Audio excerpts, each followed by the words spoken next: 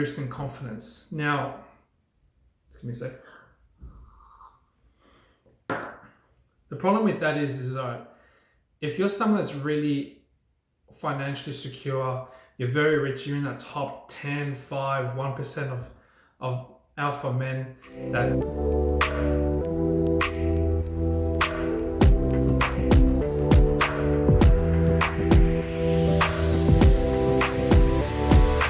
What's up, ladies and gentlemen? This is Thomas and Tony's here, bringing to you the Datework channel.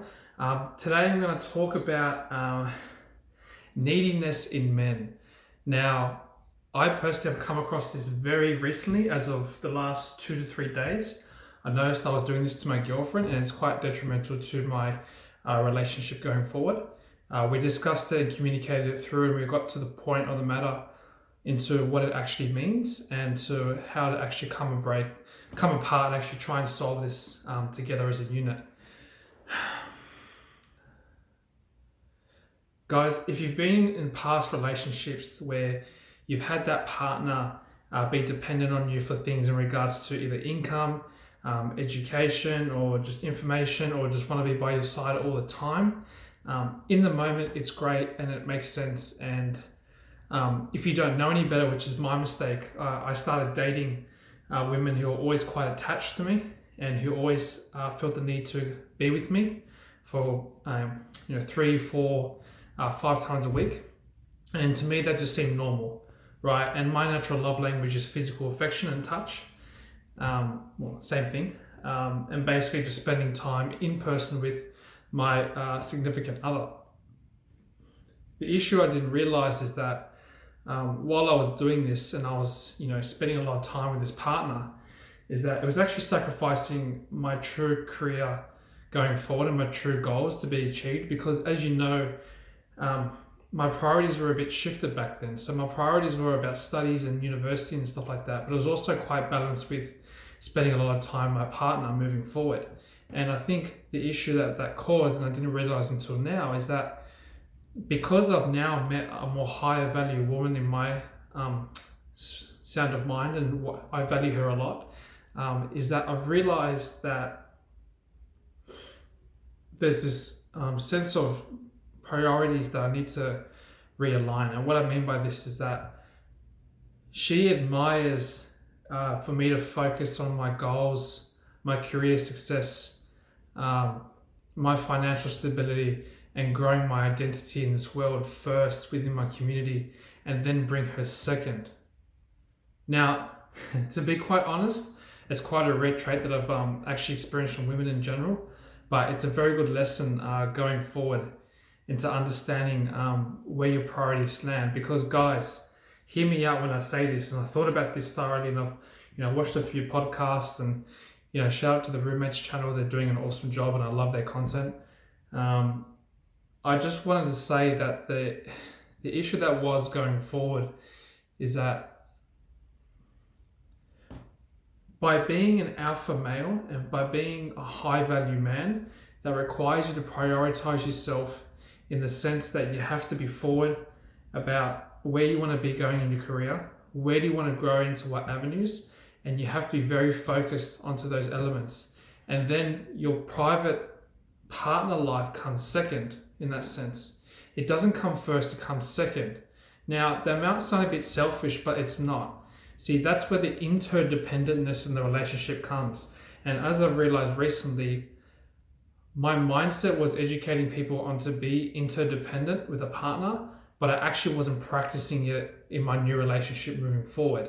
And this was coming across as a little bit needy and a little bit too attached to this partner, to my current partner, too much. And obviously that's not a bad thing in terms of affection and love and support, but she respects me enough, her time, because she's a huge hustler as well, and she respects my time enough to work on yourself, benefit and grow your community, grow yourself first, grow your identity, and then we'll come together when we have most of our responsibilities finished for the week and spend quality time with each other after we've done all the hard hustling work for the week. And to be honest, this is a skill that I've really had to struggle with personally. And if there's any guys I can reach out to out there today, this is such a beneficial episode for you. I've definitely learned a lot going forward, and I've hit a few emotional triggers, so to speak. So I find it a very interesting session. Now, neediness can come across as well as someone who has self-insecurity issues, emotional insecurity. It can come across someone who's more low value, and by low value I mean somebody that doesn't have anything better to do with their time than to just constantly message the partner day in and day out. Now, look, I've got nothing wrong with, I message my partner quite often throughout the day, and it's not a big issue for both of us, and it has to go with tandem to tandem, right? So it takes two to tango, but also it's important that your life isn't infatuated with just being with this one person, in the sense that you're always just thinking about them so much emotionally that you take it away from what you're trying to achieve and your goals and your dreams and desires in life to become that high value, financially secure man, that person that grows their community and the support to build your connections, that person that goes for the hustler and grows their dreams, and also just seeks to improve themselves on a weekly basis without their partner there. Because the time you get alone, and I know this from actually being single for quite a few months, is that the time you spend alone is very important for you to grow and to level up as an individual to become more high value. Now, by having that separation for an extent, it gives you that breathing space to allow yourself to grow and be a new, refreshed partner. So when you do meet your partner over a couple of days that you haven't seen them, they're going to think you're this whole new person, especially if you started working out and, working on nutrition a bit more, getting your finances a bit more in check. You move out of your mum's basement, you get your shit together. These are all important things that are going to motivate you to move forward.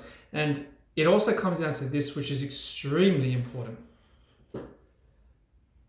The reason why interdependentness is not just a theoretical and needs to be very practical. Let's say, knock on wood, something happens to myself in the relationship. I know my partner can support me to a variable extent for a given period of time, right? And the same goes for me. I know if something happens to my partner, she can support me, I can support her during a difficult time. So by having the interdependentness, it gives you the ability for both of you to be independent and both grow yourself financially and your identity and your culture around yourself, as opposed to just depending and leeching off someone else to grow. And I've personally experienced always being most of the time in the carer and the helper to help and support the individuals in my previous relationships, and I'm dealing with the consequences now, which I've come across to, and I'm solving it going forward. But all I can say is that it's very important, and it's not just from a male perspective here. I'm reaching out to you women as well. Like, honestly, like when I've dealt with speaking with girls in the past who actually were infatuated with it by myself or some my other friends in that sense, I found they came across as when they came across as really needy, it comes across as very desperate. And again, it comes across as that emotional insecurity, like they're requiring the security of the significant other in order to give them that boost in confidence. Now, just give me a sec. The problem with that is if you're someone that's really financially secure, you're very rich, you're in that top 10, 5, 1% of alpha men that just have it all together, earn 500k plus a year, you're just doing really well, and you require a woman that's just going to be by your side to support you and love you and give you affection on a constant basis, go for it. But 80 to 90% of us are stuck in the more average kind of perspective as we are, where we do live our lives, but also we require that support both ways. We require both the male and the female to be financially stable, and we require the female and the male to both have some sort of career progression or identity work they want to do in order to grow themselves through this life. Now, everybody has different motivations, but what I'm trying to get to here is that neediness can be quite detrimental to a relationship, because it shows, again, it just comes down to the emotional insecurity. It shows a lack of confidence in your own self, and it shows that you struggle to be by yourself and be alone in your own thoughts. And this is actually a telltale sign that you need to either get some therapy or you need to just start thinking about the questions I'm gonna tell you about, and see if that helps you going forward. What I can say is truly is that you got to ask yourself, are you willing to sacrifice yourself for somebody else, or are you working for a bigger goal in your own life to build your own identity? Yes. Is that person always around you in your life, constantly 24 hours a day, 7 days a week? No. You will be surprised, right? A high value woman will respect a man on a mission and on a journey. If you are saying to your girlfriend, dating partner, wife, baby, I'm here to hustle, I've got things to do, I've got to get this done, and then we can try to spend time together. She would never, ever, ever, ever say to you that you can't do that, right? She will admire the fact, and she will say that is cool and that is fine, because she knows that you're doing your hard work, you're trying to provide eventually, and you're trying to build yourself as a man and stand up for what you believe in. Because a man that has direction, a man that has purpose, a man that has passion, that's something you can work with. That's something that a woman can admire to. You hear me out? It's someone they can admire to. And you know what? That's really important skills, and it's going to come across as super attractive. Plus, you want to keep those desire levels between you and your partner very high, right? So by doing that is by focusing on your mission and then focusing on your girl. That's going to drive her more crazily than going the other way around, believe it or not.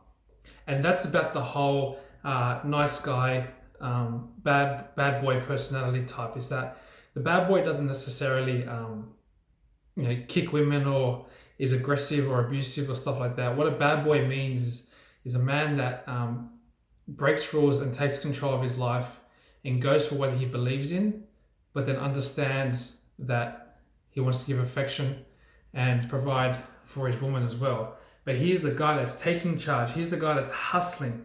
He's making his motivation.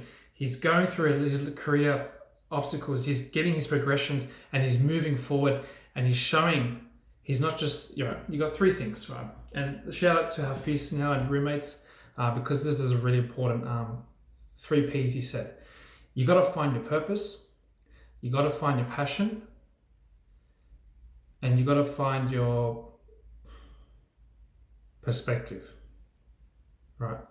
These are the 3 elements that you have to work on in order to make yourself a better individual. And if all else struggles in terms of all this after I've said, honestly, turn your phone off, put it on silent, or just put it on silent, put it aside, and just sit in your own thoughts. Think about other things you can do. Get off social media, get off all that shit, because there's better things out there to do. Start thinking, start working on your passions, and start growing yourself as an individual. Guys, listen here. If you want a high value woman, you got to become high value. And how do you become high value? You have to be a man on a mission. A man with a mission and a man with purpose is a man that is going places.